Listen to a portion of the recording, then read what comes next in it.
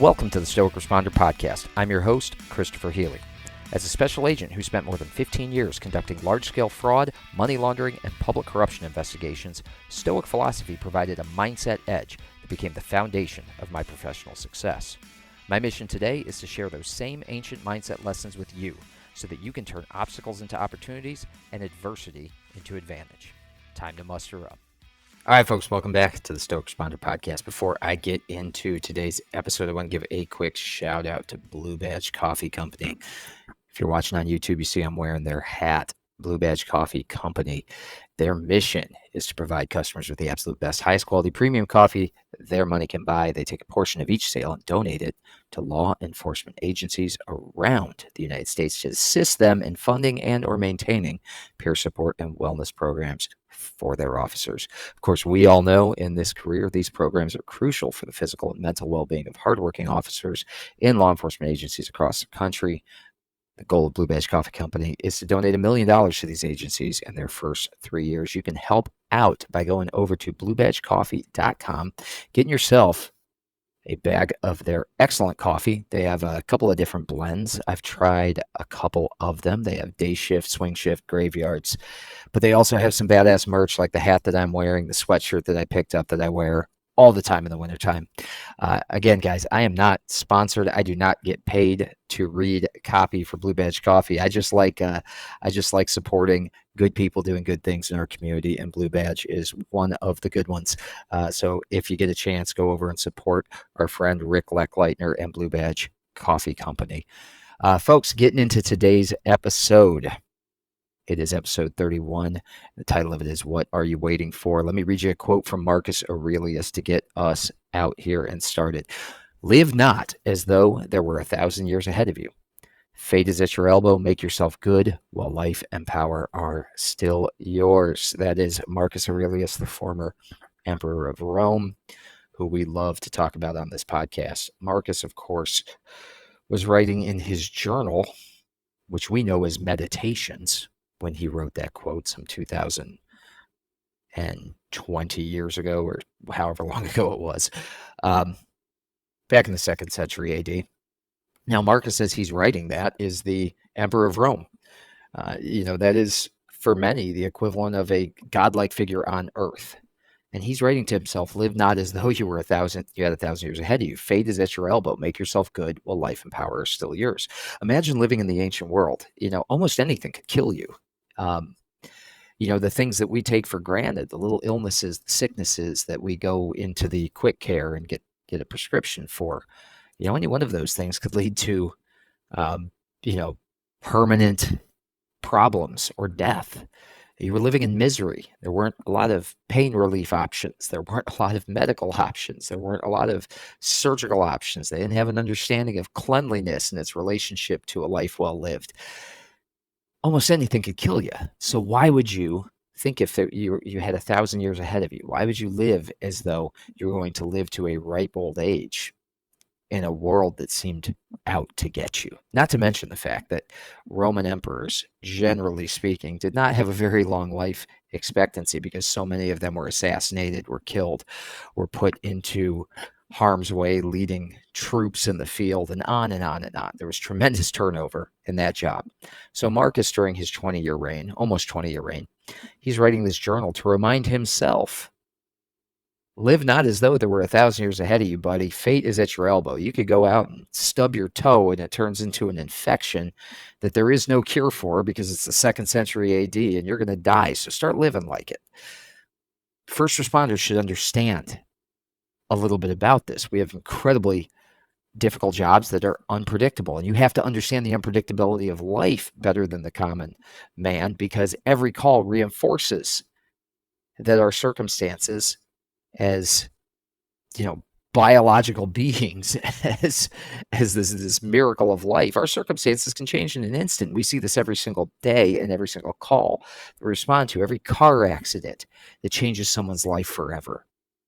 Every illness that didn't get properly dealt with and led to a death, every whatever. We're dealing with things all the time. Our circumstances can change in an instant, and we see that in every call that we respond to. This is knowledge for us that can be a gift if we choose to accept that gift. You see, Marcus was leading men in the field. He was leading men in battle. He saw the fragility of life on a daily basis too.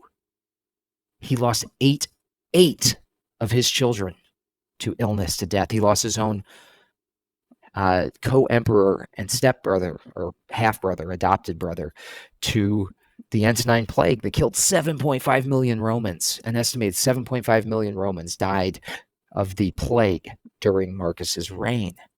So he understood the fragility of life in the same way that you do.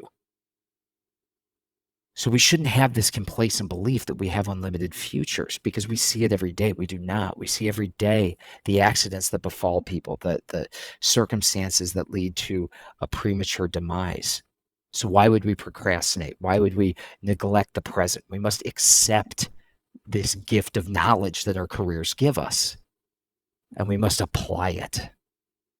We have to avoid the mindset of procrastination at all costs. We have to avoid the mindset of mañana. See, I worked for 10 years in the Rio Grande Valley, and there's a joke in the culture there that, mañana. Mañana, of course, means morning in Spanish, but it's used to mean tomorrow as well. And so there's this mañana culture. I'll get to it mañana. I'll get to it tomorrow.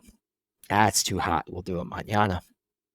And we need to avoid that at all costs. We need to avoid that mañana. I'll lose the weight later. I'll get fit some other time. I'll do it another time, because tomorrow is guaranteed to none of us. Remember, the men and women that you serve, they believe that their time is unlimited as well. The call that you just responded to, of the accidental death, of the drowning, of the car accident, of whatever it was, that person, they believed that their time was unlimited as well. They believed they had tomorrow and the day after and the day after and the day after. But fate got a say. You see, nobody wakes up and expects to have an emergency that day. Nobody wakes up and expects it to be their last day. Unless you're a death row inmate and it's scheduled out. Nobody expects to have today be the last day. Today be the day that changes your life in a fundamental way. Nobody expects that. So they postpone, they put off, they dither, and they never realize that each moment that doesn't advance action is lost forever. It's lost to time. You have a gift. As a first responder, you have a gift. You know better. You see it every day. Shift after shift reinforces it, provides you ample proof that life is actually quite fragile and finite. So the question, and the only question that matters, is, what are you doing about it? We live in a modern world where distractions abound, where there's a temptation to procrastinate that is ever present. Let's instead let Marcus Aurelius' words be a wake-up call to reflect on our actions, our values, and priorities. There is only so much sand in each of our hourglasses. Do not waste another grain. Folks, I'm going to leave you with a journal prompt, so get out your notebook, get out your pen, get out your pencil. I want you to ask yourself this: what action am I not advancing when I forget the fact that time is finite? What action am I not advancing while I am procrastinating?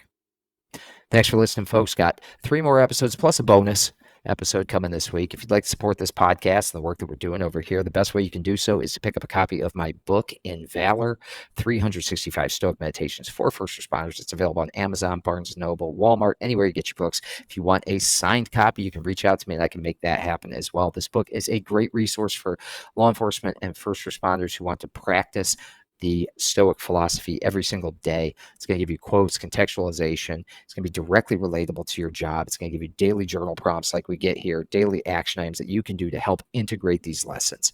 That's the best way to support this podcast. You can also subscribe to the Substack, the Stoic Responder, for absolutely free. You can get 4 episodes a week directly to your email, plus any other writing or any other essays that I do that offer Stoic leadership tips. And I do that a couple of times a week as well. Completely free service.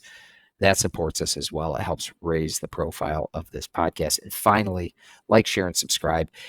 And if you got a copy of the book, go and give that a 5-star review if you get a chance. By spreading the word, by saying how much you're enjoying this, how much the content is helping you. It helps others find it, which grows our audience and helps us spread the word, share this mission, and get more people that preventative mindset medicine that Stoicism offers. So until next time, folks, get out there, live your lives with valor, and you are how to roll. Thank you for listening. If you enjoyed this episode, please take a moment to subscribe, like, rate, and share this podcast so that we can spread the benefits of Stoicism to other first responders. It will only take you a few moments, but it can help us tremendously.